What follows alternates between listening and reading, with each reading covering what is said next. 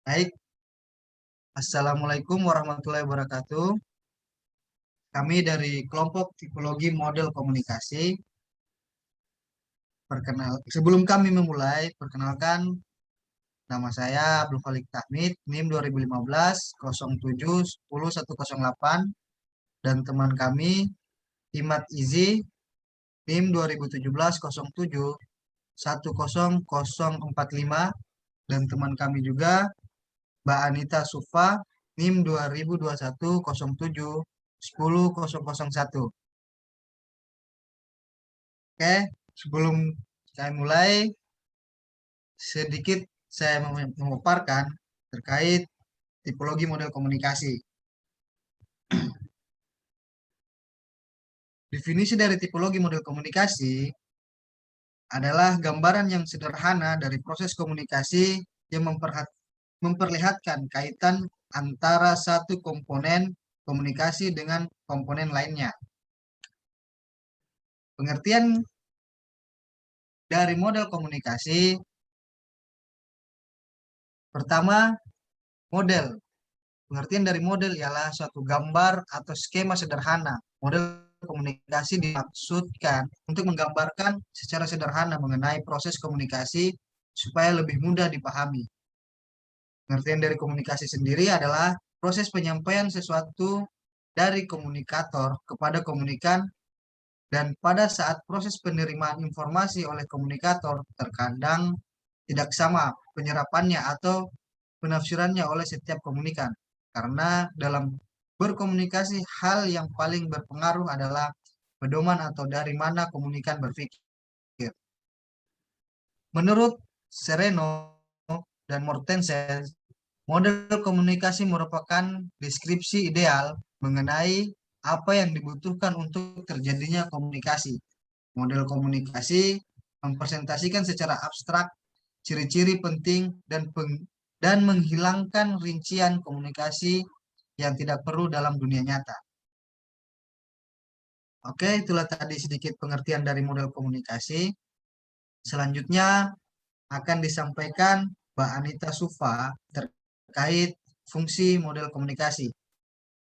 Pada Mbak Anita Sufa, kami persilahkan. Oke, setelah pemaparan sedikit tentang pengertian model komunikasi, di sini saya akan menjelaskan tentang fungsi model komunikasi. Yang pertama ada model komunikasi, fungsi komunikasi menurut Gordon Wiseman dan Larry Barker. Di sini yang pertama, fungsi model komunikasi menurut Gordon Wiseman dan Larry Barker, yaitu menunjukkan hubungan visual, yang kedua melukiskan proses komunikasi, dan yang ketiga membantu menemukan dan memperbaiki kemacetan komunikasi. Lalu yang kedua ada menurut Goran Hadebro, di sini mengajarkan keterampilan baru kepada masyarakat, lalu ada meningkatkan aspirasi seseorang dengan informasi yang dibaca, didengar, dan dilihat.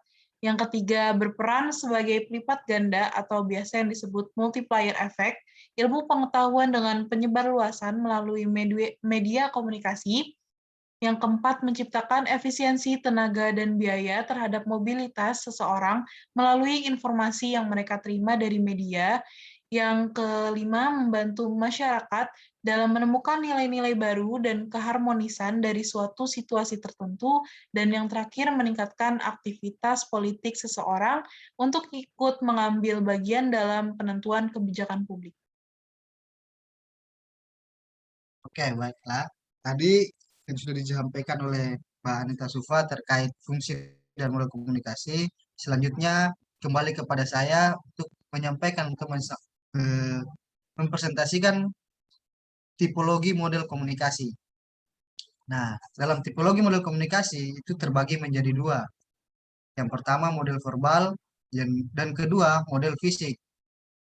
Model verbal yang pertama, model atau teori yang dinyatakan dengan kata-kata meskipun bentuknya sangat sederhana. Model verbal sering dibantu dengan grafik, diagram, atau gambar. Dua, model fisik. Model fisik dibagi juga menjadi dua. Yang pertama dan yang model ikonik menampilkan umumnya rupa, bentuk, tanda-tanda menyerupai menyerupai objek yang dimodelkan. Yang kedua, model analog mempunyai fungsi serupa dengan objek yang dimodelkan, meskipun bentuk fisiknya tidak sempurna. Selanjutnya, kepada Mbak Anita untuk menyampaikan model komunikasi. Pada materi terakhir tentang model komunikasi, di sini saya akan menjelaskan bahwa jenis-jenis model komunikasi itu dibagi menjadi 3. Yang pertama ada model komunikasi linier, yang kedua model komunikasi interaksional, dan yang ketiga model komunikasi transaksional. Model komunikasi linier adalah model komunikasi yang sangat sederhana dan menggambarkan komunikasi berlangsung secara satu arah. Model komunikasi interaksional adalah model komunikasi yang menggambarkan komunikasi berlangsung dua arah. Dan yang terakhir, model komunikasi transaksional adalah proses personal karena makna atau pemahaman yang kita peroleh pada dasarnya bersifat pribadi. Baik, itulah tadi penjelasan terakhir dari kelompok kami terkait model komunikasi yang dilingkup oleh tipologi model komunikasi. Sekian dari kami.